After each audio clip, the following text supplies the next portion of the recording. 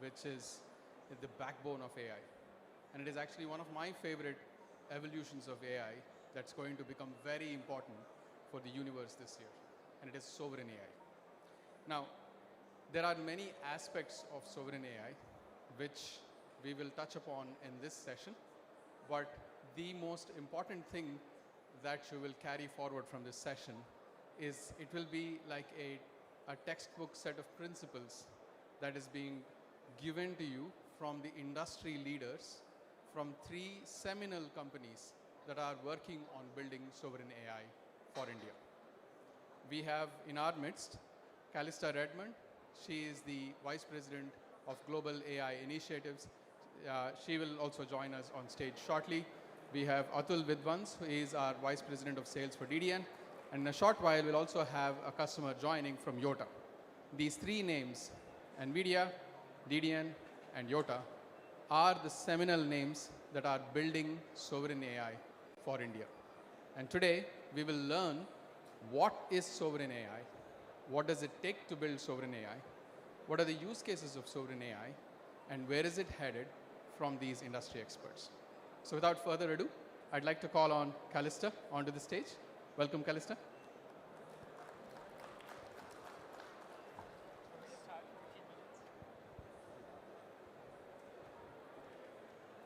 So thank you so much for carving out a little piece of your afternoon to join us today. I am super excited to be here in India. This is one of the most fundamental places where we are seeing the promise and the future and the implementation of sovereign AI. And I have the honor of getting to talk to governments, partners, developers around the world about what sovereign AI means to them. And it is truly inspiring, right? One thing that I see as a common thread, whether it's a developer, a government, a corporation, an investor, an infrastructure builder, is that we all are looking at how can we invest and strengthen our local tech economy, our local industry economy, our local opportunity, and our local citizen as well as company opportunity, while engaging in a global market, a global marketplace, global collaborations with other developers, global supply chain. How do we fuse these 2 things together? And that is really what sovereign AI is. It's about becoming as strong technically, financially, intellectually, all the stuff, as locally as possible. And so when you start to unpack that, or if you use that as your guiding principle, everything else starts to really align to that mission. And that's something that we've seen in India. From the government's mission around sovereign AI, you see it. You see it strengthening your education institutions. You see it pervasive in laying the infrastructure that both industry as well as government is leaning on. You see it in investing in 12 different model builders, right? To make sure that native India language and culture and domain knowledge is infused into language models. This is important stuff. Both of these things, both the LLMs and the infrastructure, are laying the groundwork for the rest of the nation to build on. And so this is fundamental then to starting to build industries and opportunity that we see all around us. So I'm not going to take the whole time from all of our important remarks that we have today, but I wanted to kind of give you that little taste of where we're going to go with some of the discussion today and introduce a little bit of the perspective that I bring to you from myself and my colleagues at NVIDIA.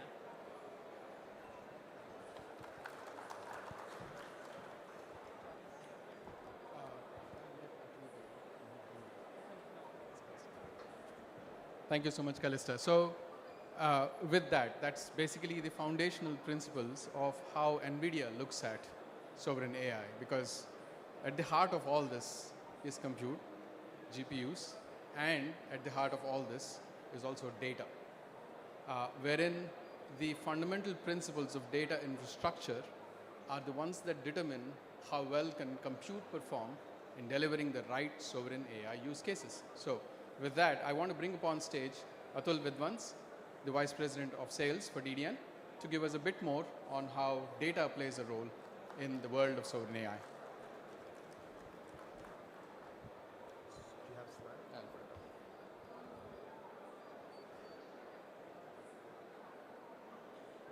This is the clicker.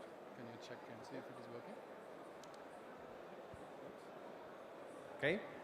Good afternoon, everyone. I'm Atul Vidwans. I look after DDN business in almost all part of the world, but focusing more on enterprise AI and sovereign AI. Okay. And today, in a short session, I want to introduce to you what exactly sovereign AI is, who's involved, why a nation wants to do it, and again, how they should do it, and what kind of use cases we see on the sovereign AI side. Okay. Let me just quickly introduce DDN to you. DDN stands for Data Direct Networks. It's a 25-year-old startup. We say startup because, one, we are still run by our co-founders. We are razor-sharp focus on building scalable data platform solutions. Okay. Our background is in supercomputing, and for a number of years, we have been partnering with NVIDIA to support their AI mission of essentially turning the world around with AI. Okay. Now, when it comes to sovereign AI, you need to understand who's involved in that sovereign AI and why they are involved. Okay. The very first thing is, of course, state, local, or federal governments of the nation. Okay. They are involved in the stage of essentially implementing AI to improve national capabilities. Okay. What they do is they decide the strategy, how it should be done, and they decide and they provide funding. Okay. This is the first pillar. Second pillar is the consumers. Once you decide to do something, you need to know who you are doing it for. Right? If you decide to build a road, you need to know who's going to who's going to drive on that road. Similarly, when you decide to do sovereign AI, you need to know who will consume that AI. Okay?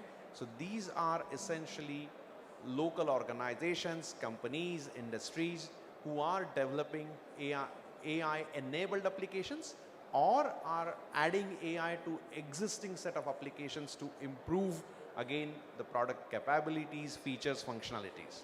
Okay? They are the consumers of this AI. The third one is the technology provider. You have decided to build AI. You know who will consume it. You need to know who will build the technology, build or provide the technology. These are essentially chip vendors, data platform vendors, data center vendors, everybody who needs to come together to implement this successfully at a very large scale. The fourth one is actually who's really going to buy stuff, build stuff, and make it available to others. These are what, in a very broader term, I would call hosting providers. Okay? They would be hosting infrastructure, they would be hosting applications, they would be hosting entire ecosystem. Okay? So these are essentially some kind of service provider industry. It could be, again, it doesn't have to be hardware only players. It could be large technology companies like global system integrators who decide to infuse AI into one of the existing use cases. But essentially, they are some kind of service providers. And the fifth pillar for all of this is data custodians. Remember, AI is only as good as the data, quality of data it trains on. And the more data you feed to AI, better it gets. Okay? Now, that data needs to come from somewhere. When a nation decides to build sovereign AI, they need to look at where is data coming from on which we will build these capabilities. Okay? Many times, without even us realizing, most of the nations have developed these data custodians in a form of different organizations who host nations' critical data. For example, in India, all of us use UPI, Unified Payment Interface. Right? So all of that data needs to be housed somewhere and protected. So there would be some custodian for UPI data. Right? One of our government's organization, ISRO, launches satellites all the time. Those satellites beam down data of whatever they are seeing or observing. Somebody needs to collect that data. So there has to be a data custodian for that data. For nation to build an AI-based infrastructure or sovereign AI infrastructure, they need to bring all these data custodians together. These are essentially the 5 pillars on which every nation will eventually build sovereign AI capabilities. We as DDN, we play at that most crucial layer, which is at the data custodian level. Okay? Now, why would anybody want to do this at nation scale? I understand an industry wants to do it at the company level, right? Why would nation be interested in doing this at scale of a nation? First and foremost, of course, for national security and autonomy on the technology that they use and develop. Okay? If you have complete control over the technology that you are building, you are not dependent on anybody, you will be able to develop freely on top of it. Okay? Second, I mentioned data custodians. So if you are building something that is based on the data that you generate, you better protect that data. You make sure that data has sovereignty and you have that data recorded, consumed within the country. Okay? Third, of course, out of this, what do we expect? We expect products and services that would improve our economic competitiveness for the nation. And by doing that, of course, you will gain technology leadership. You will be able to preserve your language. For us in India, we have what, 26 plus official languages, right? And maybe 10 plus dialect for those languages. As a nation, we want to preserve all of this. Okay? Finally, overall, what we want to see, every government looks at this. Every initiative that they do or work on has to result in some kind of socio-economic growth for their citizens. These 6 are the key drivers why a nation looks at building this. Okay? Now, what they really want to gain out of it. You decided to build sovereign AI. You decided to build AI infrastructure. You decided to build AI applications. What is it that even you really gain out of it? First, as I said, technology ownership. You might have heard about Government of India's initiative called Make in India. I believe they started sometime in 2020-21. That initiative was totally for technology ownership. Okay? Once you have that, once you own the technology, you can deploy it in any fashion that improves citizens' life, where you can respond quickly to crisis elements, right? You can create jobs out of it. You can build manufacturing capability. Ultimate goal, and very few people will tell you actually this is the goal. The ultimate goal for every nation, why they should do this, is ability to develop product and services that they can export. Okay? The last topmost bullet point, that is the ultimate goal. Whether it's stated or non-stated, if you go and talk to anybody in any government who's responsible for building AI, ultimate goal is we want to own the technology and we want to develop product and services that we ourselves can use and we can export to other countries. And there are different ways in which you can do this. Okay? I have listed some of the possible ways. This is not all. Okay? Remember, the last bullet point in the key factors involved in AI, I said data custodians, right?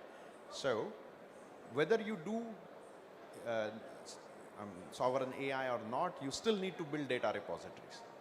Okay? Once you build data repositories that house nations' critical data, this is for internal security, border protection, this is for, let's say, protecting your financial data, all of it has to come from building data repositories. Okay? And again, once you build the data repositories, then you can build services on top of it. Very good example is our Aadhaar. Aadhaar stores every person's, let's say, name, date of birth, and other points. They store our thumbprints. And then based on Aadhaar, you will see so many services are built that every time we do online transactions, some or the other way it gets linked to our Aadhaar. Okay, so first pillar in building sovereign scale AI is you build data repositories. Now, let's say you have all kind of data repositories. Is that enough to start building AI? No. Many companies start AI pilot projects. And if you ask them that, what are you doing for first 3 to 6 months? They'll say that we are taking all the data that we collect and we are making that data AI ready. Just having data repository is not enough.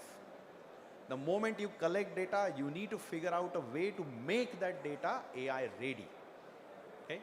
And this is where a nation needs to invest. And again, I'll give you a very simple example. Let's say you're collecting images, right?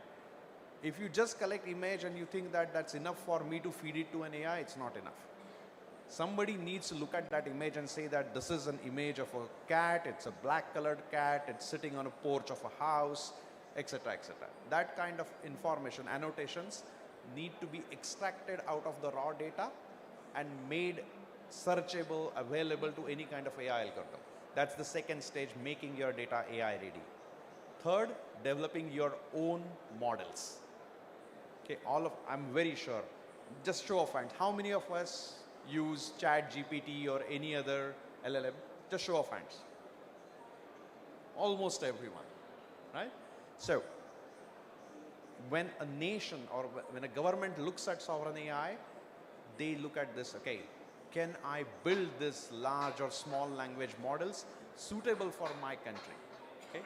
And they have to do this because if you are again dependent on an LLM model that somebody else built, at some point it may not be available to. They have to think about that. So, collect data, build data repositories, make that data AI ready, build models that can consume that data, and finally build services on top of those models. This is the stack that every nation needs to build for sovereign AI capabilities. You build that, but how do it get used? What are the use cases? Okay? Again, individual level use cases are very simple. I want an AI agent that can answer my emails. It would make my job so easy. Okay? And I spend a big part of my time just answering emails. But at the nation scale, they need to look at what use cases entire citizens would benefit from. I'll give you just one example. I won't go through all of this.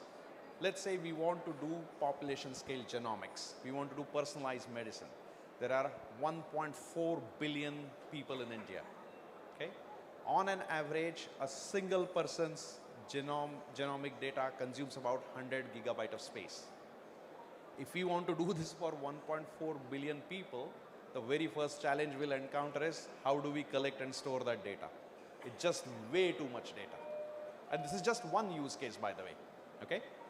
There are similar population scale use cases that needs to be thought about, and a nation needs to build an infrastructure for that scale. Our UPI is not small. Okay? There's no limit how many people can use it. But again, if anybody would have thought, should I really do this? And where there's way too much money I would have to spend, it would have never been done. Similarly, for any population scale use case, you will need to invest in the infrastructure. Somebody just asked me today that should we invest in building data centers? Of course, we should invest in building data centers. AI is not possible without ability to house the infrastructure required for AI, which is very large scale powered and cooled data centers. Don't look at it as an expense. Look at it as a critical infrastructure a nation needs to build, so that we can eventually solve these kind of use cases. I'll just give you one example that how we do it. Okay? Same population scale genomics, 100 gigabytes of data per person into 1.4 billion people, just way too much data. Today, if I were to deploy any kind of data infrastructure to house that kind of data, it would consume data centers equivalent to number of football fields. Okay? Without telling you about product, what I want to tell you that we are the one who build that kind of infrastructure, which makes it possible to collect, store, and process this kind of data. Okay? Today we provide technologies where we can do 100 petabytes in a rack. In about 3 months, we'll go about 500 petabytes in a rack. Okay, that's nobody else in the world does this. When we do this, we think of use cases at this scale. Okay. Again, another example. This is what I mentioned about making your data AI ready. What we develop is a technology that anytime you ingest data, anytime I get any single piece of data, today we have a technology to make sure while that data is idle, nobody else is accessing it. While it's idle, we can figure out what that data is. If it's an image, what is that image of? Okay, we can figure out all this information, create metadata about that data, okay, and create tags and annotations to make sure that in future anybody wants to use it, we can make it readily available without again moving that entire data through another AI processing cycle. And finally, okay, this is for industry, this is for us. It's our responsibility to support each and every nation's government with co-investment, co-development of our own technology that can enable these governments to build sovereign scale AI. We have done that today. I'll just give you an example. As I said, in 2021, when Government of India created Make in India program, we jumped on that bandwagon. We realized the importance of it. Okay? We made sure that everything that we develop from a hardware perspective, we manufacture it here locally. Since end of 2021, early 2022, everything that we ship in India is manufactured in India. That allowed us to bind ourselves to Government of India's mission. Sovereignty, local manufacturing, local content. Okay? And the business explodes. Many times people think that why should I invest in India? It takes a long time to get anything. We are an example. I can tell you that within 2 years, number of customers just exploded. Okay? This is an example of partnering with government. With that, I would end this session. I just wanted to tell you that think of DDN. What you think of NVIDIA for AI compute, think of DDN for AI data. We make sure that every organization, whether it's small company scale or a nation scale, whosoever is trying to implement AI, we are one of the pillars that help this industry to collect data, organize data, make it available to any kind of computing platform at the fastest speed possible so that you can derive value from that data and make sure that you can improve socio-economic structure of the country. Okay? With that, I'll hand over back to Prem to go to our panel discussion. Thank you.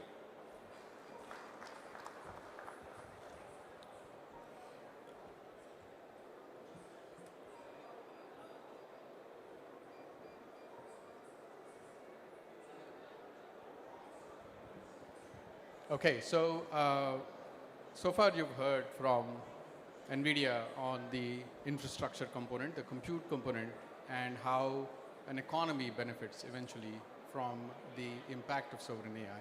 You've heard from Atul on data infrastructure, how to build and have the building blocks for sovereign AI. Now, this is actually the feature presentation for our session, according to me, because we're going to bring 3 experts here onto the stage.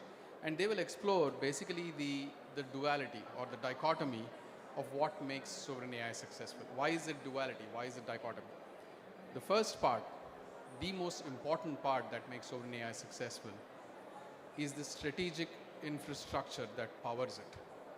So, NVIDIA, DDN, and our customer Yota are here to sort of build on that strategic infrastructure and give you the underpinnings of sovereign AI.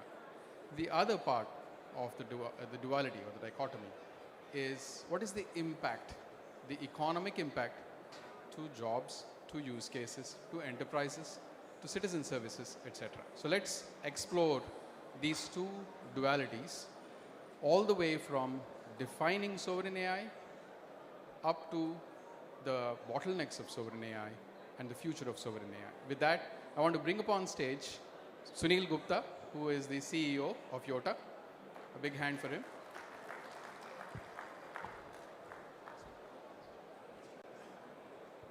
Calista, back up again the stage, please. Calista is the VP of Global AI Initiatives at NVIDIA. And our moderator for the day, Atul Vidwans.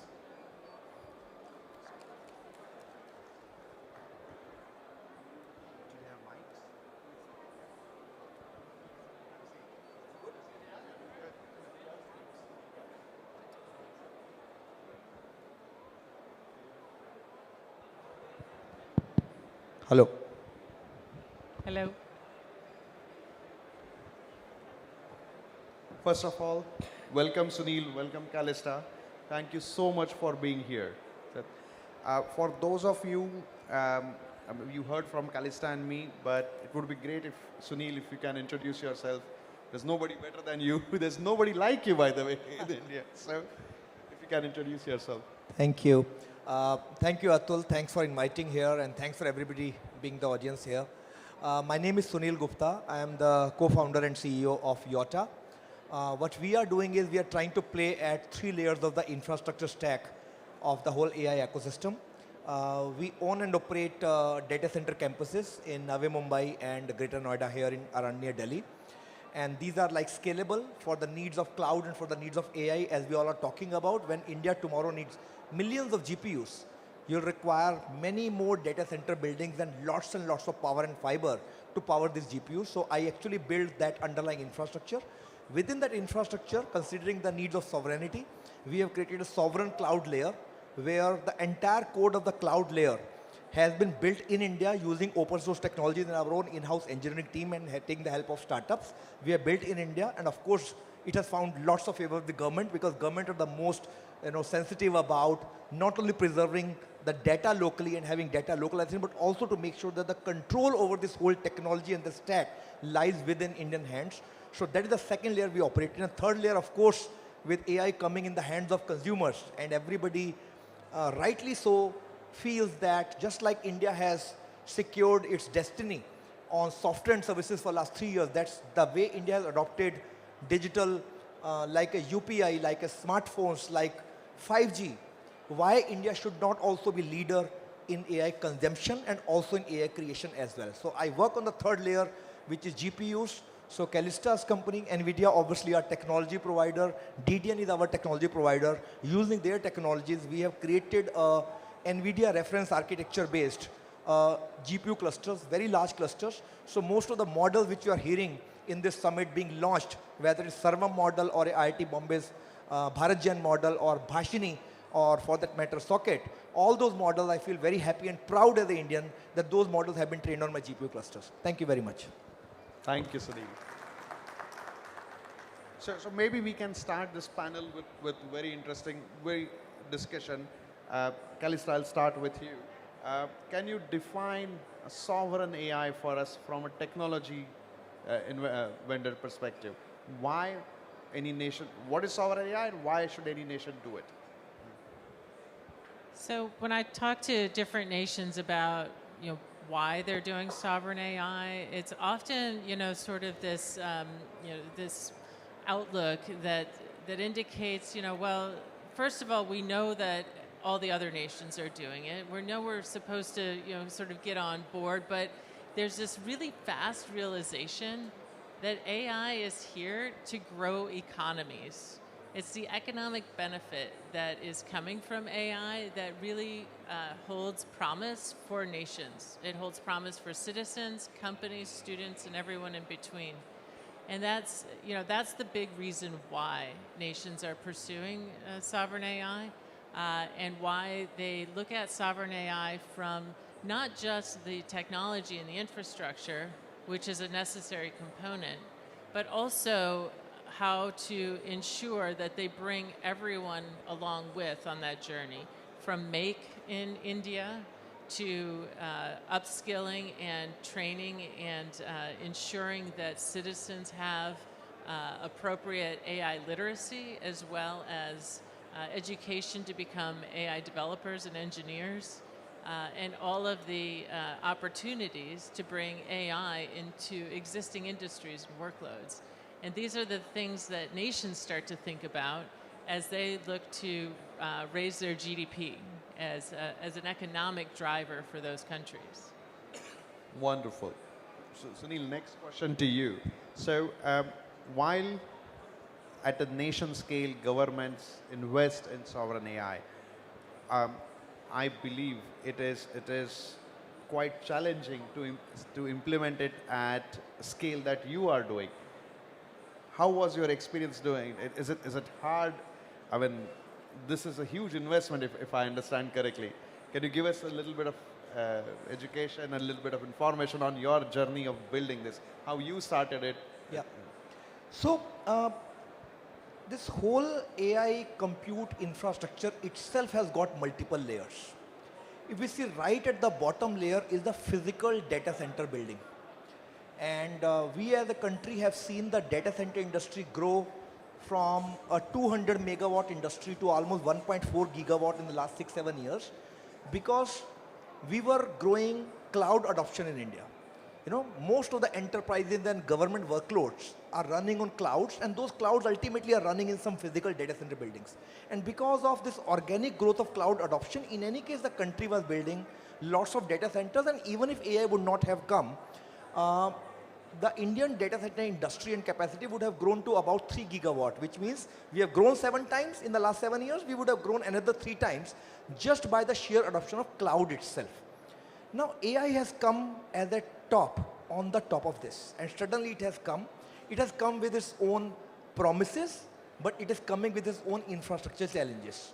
To start with, can I use my same data center which I built for regular general purpose compute for AI? Possibly yes, but possibly a big no.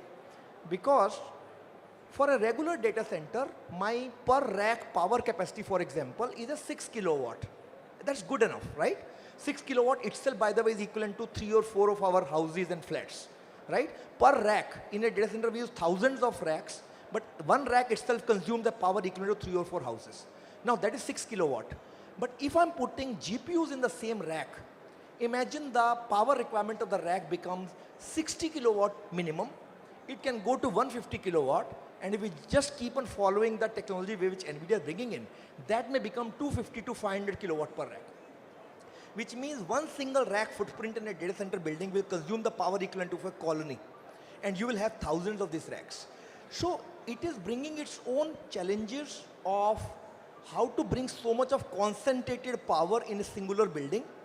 And when you bring so much of concentrated power, how are you going to cool this? Because the heat generated by this workload will be so high. Even if you allow this to remain without any air conditioning for a few seconds, everything will melt away. So how do you do a very precise air conditioning into this? And that's why you all must have heard of that instead of air cooling, now we are going for liquid cooling. We are going something for direct to chip cooling. You know, that's the only way, water being a very good conductor of heat, you just extract the heat from the chip right then and there so that it does not impact the overall ecosystem. So that re-engineering of data center layer itself is a huge challenge. Thankfully, because we have a huge data center campus, so I was able to put in lots of transformers and generators and chillers and everything. So I was able to scale up the same building which was 30 megawatt, I scaled up to 60 megawatt. I was not facing challenge. I had a lot of in-house engineering team who was able to do that. The second challenge, which is at the GPU layer.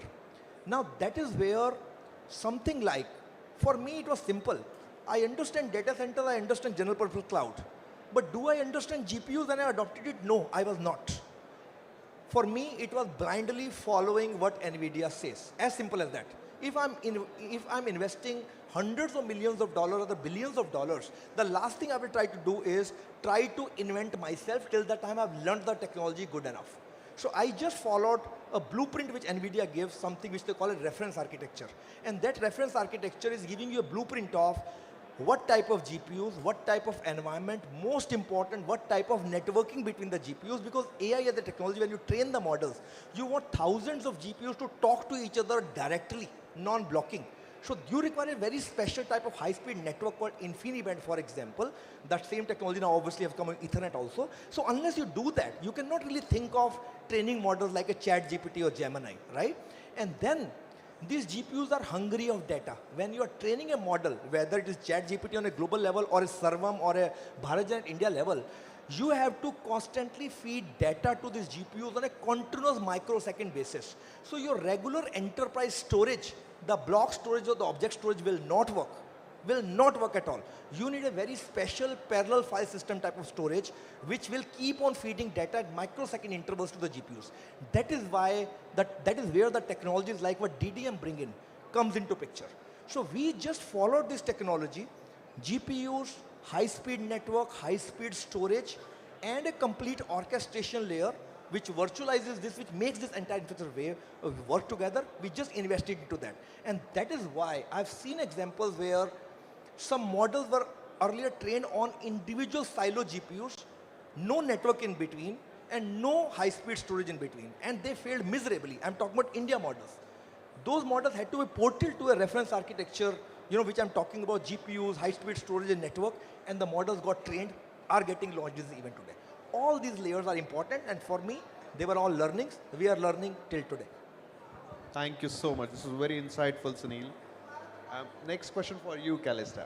So now we heard about sovereign AI. What do you think a nation's role in the sovereign AI? Should it be limited to, let's say, developing strategy and the guardrails? Should it go to funding? Should it go even next stage at implementing AI by buying GPUs, putting up data center themselves? So what should be the role of a nation in building sovereign AI? The answer is yes. So first, I just want to touch on something Sunil said, and then I'm going to get to that. Please. Just because I'm kind of excited about what Sunil is saying, not just because he's saying nice things about NVIDIA, which thank you for that. Now I'm going to say nice things about Yotta. One of the key things to being successful is that all the pieces work together, right? And one of the cool things that we've discovered in working together with you is we're learning together.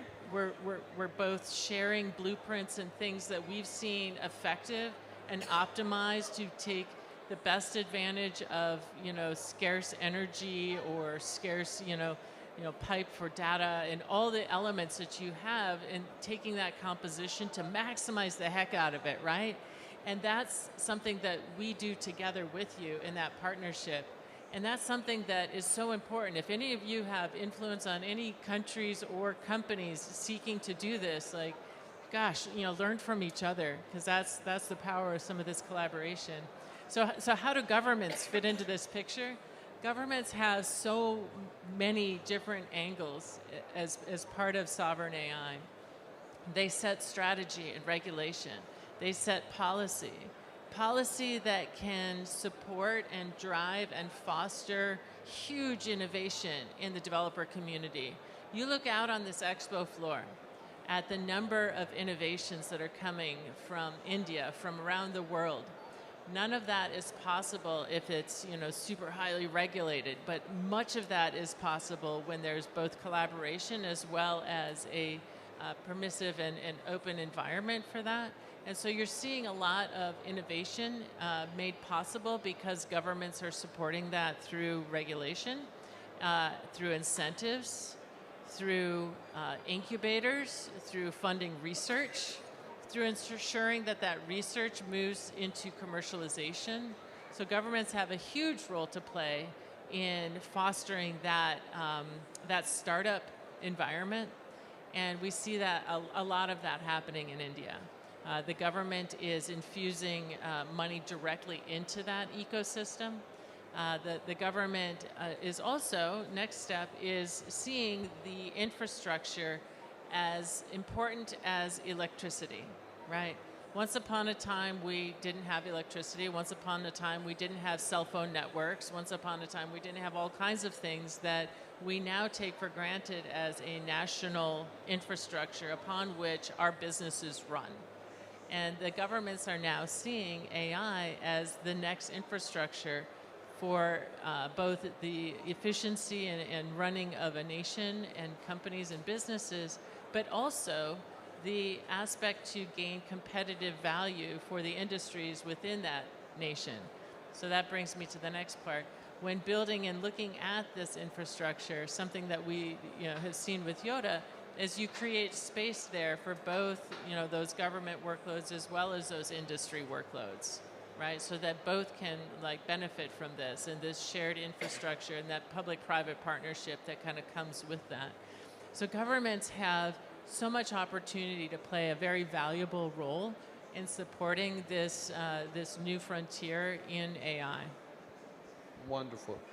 Next question, very related question for you, Sunil. So when you were setting up Yotta and then running Yotta, as Kalista mentioned, the support from government, did you get any support? Did you get any encouragement from the government of India? I think if government has to give a prize for who is supporting the government the biggest and who is the shouting out for government is me. And for the right reasons. I tell you, just 2 years back, of course, November 23, we all know ChatGPT came in every life. I think end 23, end 22, early 23 something. And there was a big narrative which got built in India. Government was discussing, industry bodies were discussing, that India has been a software and services leader for 3 decades, right? We have got such a huge startup ecosystem. We all are so good in maths. We all are so good in engineering, sciences. That is the natural talent Indians have. So AI is all about that only. So why we are not leaders? Why we are a laggard in AI? Because there was no AI in India just 2 years back. And just see the change which has happened in 2 years. You can just see from the scale of this event itself, see the enthusiasm and the whole, the mahal jo ban gaya pura, right? How it happened? Let's understand that AI is a complex technology. Lots of things are still getting uncovered as we talk.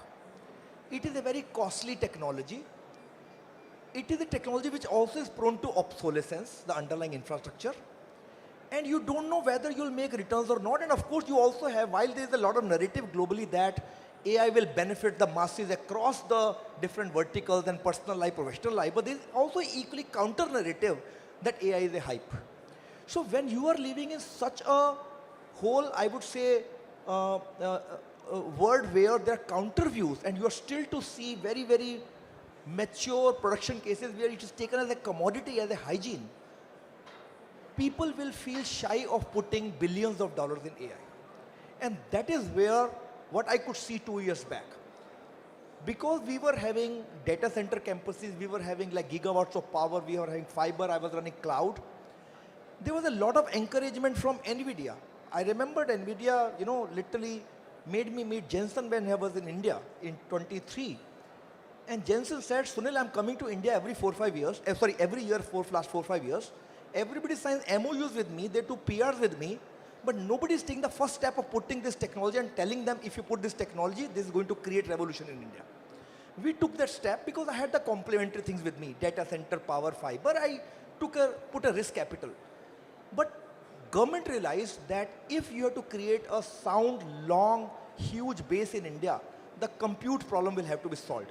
And problems of data sets being made available to everybody, problems of sovereignty, problems rather a case for sovereignty that you cannot just depend on the models which are developed in US. Even if they are open source today, they may not be open source tomorrow. So, and there was obviously geopolitical situation which was changing drastically that you will have to have a control on your technology infrastructure. So the government rightly decided that from all this perspective, let's create something called India AI Mission. I'm sure everybody of you have heard of India AI Mission. And what it has done, instead of, and I really praise government for this, instead of just acting as a tight-lipped bureaucracy, acting as a policy maker and regulator, they said we will act as an industry friend. We keep on talking as a cliché word, industry, academia, government, startups have to come together. Government has made this happen.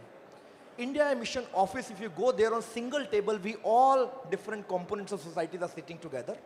Government is not only making policies and regulations, government is acting as an encourager, government is acting as a marketplace, more importantly, government is acting as a funder also.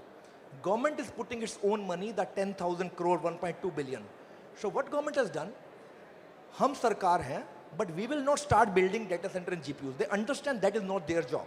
They're asking people like us to invest into this, to innovate, take risk and all. But then they're saying, we will make your business case successful by giving you assured demand. You create GPU cloud, we'll give you assured demand. That done, Now they are going to startups and academia like IITs.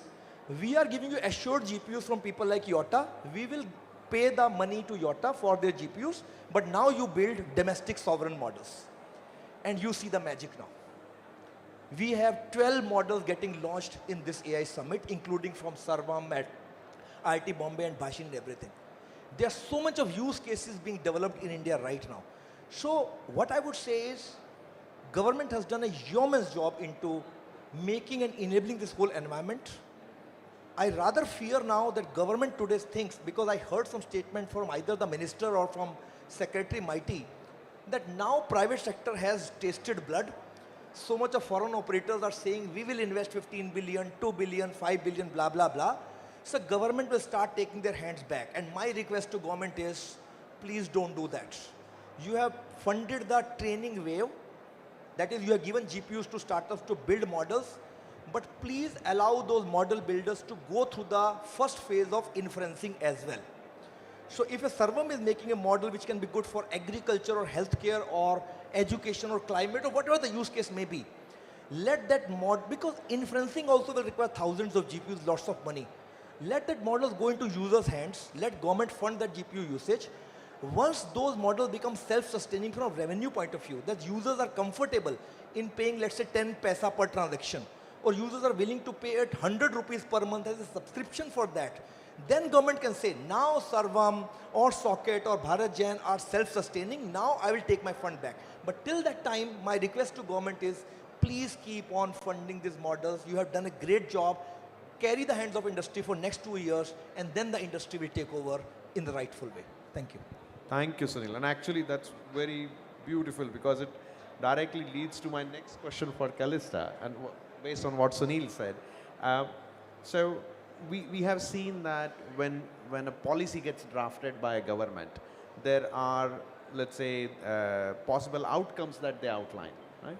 In case of sovereign AI, what do you think, based on what Sunil said, the support from government, what do you think is the right timeline to see benefits of AI at the nation scale? What have you seen all over the world? What is it that India should do? Well, we all want that crystal ball. We all want to see the future. I'm not sure the right way to read that future, right? Every nation takes and measures those strides differently, and I don't know that, that there's an accurate time scale on it. If you can measure the number of startups that have sprung from that investment, if you can measure the number of students graduating with AI development degrees, if you can measure the number of tokens being generated, the number of LLMs being built locally, if you can measure the number of industries that have now been accelerated by the virtue of AI, there are so many measures of success and growth. I think it might be too soon to start to correlate GDP growth to AI directly, but I think you're going to, over time, see that inflection point very rapidly. I do think that over time, you are going to see that inflection point in the step change of education, in the step change of agriculture, in the step change of medicine. Things that are pervasive in all countries around the world. In basic citizen services, in things and efficiencies, you're starting to see those types of gains almost immediately when you can apply those types of workload kind of implementations. So some changes are measurable immediately and some changes take time, but there are ways to measure all of it. No, this is really great because I never thought of, but this is the right point, that success for AI cannot be just one metric, right? Like you said, that if we manage to, let's say, educate 100 million young graduates in AI-based technologies, that itself will drive a nation's GDP somewhere down the line, right? So that is similar to that. We need to look at success criteria for sovereign AI. I want to add one more thing to that, because please. you mentioned the number of graduates and things that we're seeing in India. India has some of the best universities in the world, right? we see a lot of your graduates in the United States, right? Yes. What I love seeing is some of those graduates coming back and starting companies in Bangalore, in Delhi, you know, and building their companies here. And that's something that India should be so proud of, right? And that is building that intellectual, technology, financial, economic strength in India, right? And those entrepreneurs, those startups now have global perspective they're bringing back as well. So cultivating that, that growth of startups within the nation for those graduates is a very powerful thing, and being that welcome environment. And as Sunil was pointing out, the government can play and has opportunity to play a very active role in that developer flywheel, right? Yes. I mean, it's turning, but let's make sure that we are, you know, kind of turning on our own before we let go. Thank you, Callista. Again, the leading question for Sunil, based on what Callista said.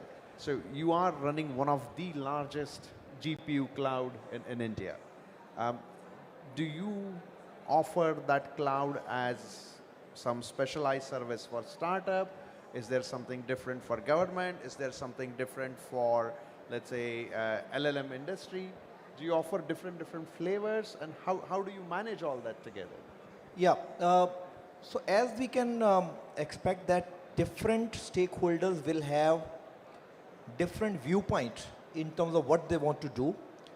Some people who are LLM builders, frontier model builders, they would like to have thousands of GPUs as a bare metal. They know what to do with those bare metal. They would like to have GPUs, network, storage, you know, the whole stack at a hardware level, but everything else they would like to do on their own. That is what, for example, you know, all these model builders have done in India, for example, me, right? And even like NVIDIA themselves use our cluster, but they know what to do on the top of that. I've just given GPU, for example, to them, right? But when we are going to startups, they are many times doing fine tunings of models. There's the existing, let's say, a Llama available or existing some other open source model available. They just want to fine tune that model with the data of their respective customer, or they are just attaching a RAG and then just want to have inferencing out of that. They don't require thousands of bare metal servers. Possibly, they would just like to have one bare metal node, or they would just like to have one GPU. That itself is hugely powerful. So essentially, how do you virtualize a single node itself and give just a virtual machine with a GPU attached to that? That is the other extreme of that. So on one extreme, you are talking about thousands of GPUs connected to each other, training a frontier model. The other extreme can be a single GPU. It's highly powerful for training a small model, fine-tuning a small model, and putting inferencing on the top of that. And the way I think we saw cloud adoption growing in the last 20 years, there was a moment where everybody used to build their own hardware stack in their own captive data centers on premises. Then cloud came. Within that, there was a variety. Some people will use private cloud, but hosted in a data center. Some people will use public cloud. And within public cloud, there was a concept like serverless. I'm not even taking one GPU from you. I will only consume, put my request into your compute, and whatever cycles of GPU I'm consuming, I'll only pay you for that. And I think sooner than later, that situation will come globally. It has come already. In India also will come. Enterprises who really want to build their agentic AI workflows, who want to create agents and improve their existing business applications by putting the dose of AI, they don't just want to source GPUs. They will say, I will use models which you are running. Mr. Yotta, you are putting GPUs, you are putting data centers, you are running models. I am not going to pay you for that. I will only plug into your models through APIs, and whatever tokens I am sending or creating or consuming, I will only pay you for those models. That is the consumeristic or consumerization of AI, which is the real thing which is going to happen, and that is where the scale-up will happen, because then people are not worried about obsolescence of GPUs, trying to put millions and billions of dollars, data center. No, I'm just consuming GPUs whenever I want, and if I don't want it, if I'm not successful, I'm not scaling, I'll just come out of that. So different stakeholders will consume GPU in a different way, and we as a service provider will have to create those products and different flavors, so that right from a frontier model builder to a person who just want to consume some GPU cycles, everybody is able to consume it. So we are right now answering your last question. Yes, I'm serving global customers, right? I'm serving the local customers directly. People like Zohos and Fractals of the world will be consuming my GPUs. Government through India AI mission is consuming, and they obviously have negotiated a very special rate from us. On the top of that, they put their own subsidy, and then they are making it available to startups and academia so that they can build, models and all. And then, what we have done on our own, we have created a startup program. In fact, that also we run along with NVIDIA. NVIDIA runs a huge startup program called Inception program. Kalista, I'm speaking on your behalf. But we are like plugging ourselves into that Inception program where NVIDIA tells, these are my Inception partners, these are special guys who are doing something great in AI. Why don't you give your GPU capacity free of cost, credits to these startups? And only when these credits have acquired some strength in terms of a revenue generating model, possibly at that time we can convert them into a commercial customer. So we are feeling that it is our, I would say it makes business sense for me, because even if 2 out of 10 startups become unicorns, they will become business for me. And it obviously somewhere as an industry leader feels our sense of responsibility that if I'm funding, today I'm funding I think more than 70, 75 startups, I'm giving them GPU compute completely free of cost so that they can build AI for India. Thank you. Thank you, Sunil. I'll ask one last question to both of you, and then I'll open it for audience for any Q&A. Okay, Kalista, first to you. We would like to see you come back here next year for the same conference. When you come back, how would you define success for India in this 1 year?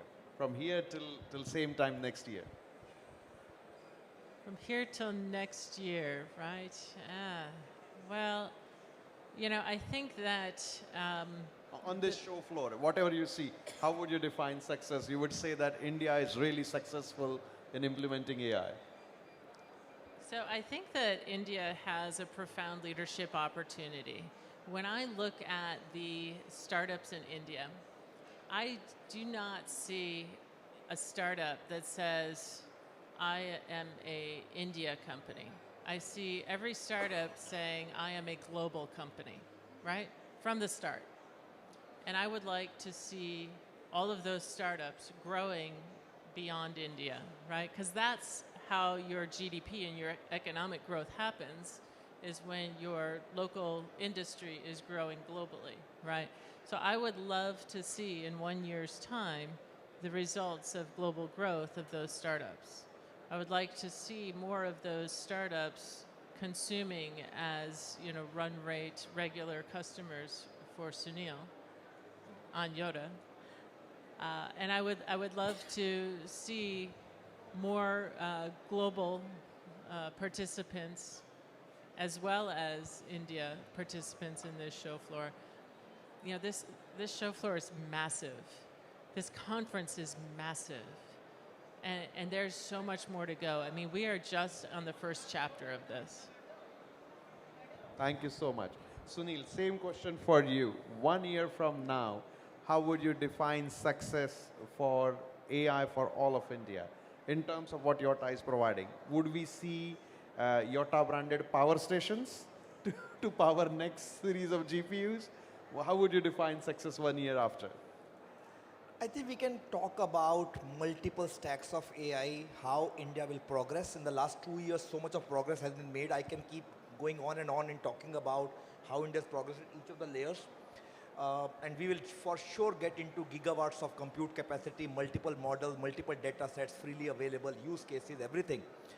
But instead of focusing on that, 1 year down the line, in the same event, maybe in the same venue, what we will see would be AI use cases, how they are benefiting the masses. Let me ask a question to everybody. Do we see ourselves ever talking about what is the technology behind UPI? Do we ever talk about what is the technology behind a DigiLocker or DigiYatra? No, none of us even talk about technology. We have nothing to do with that. That is some backroom guys like ourselves who are doing it. What we as a society, as a consumer want is the benefit that technology will give to us. So 1 year down the line, I think in the same event, I'm sure we'll be talking about, okay, we had one UPI which changed our lives, digital payments. Whether we count 25 or 50 UPI movements driven by AI, that is the only question we'll be asking next year. There will be a UPI in agriculture.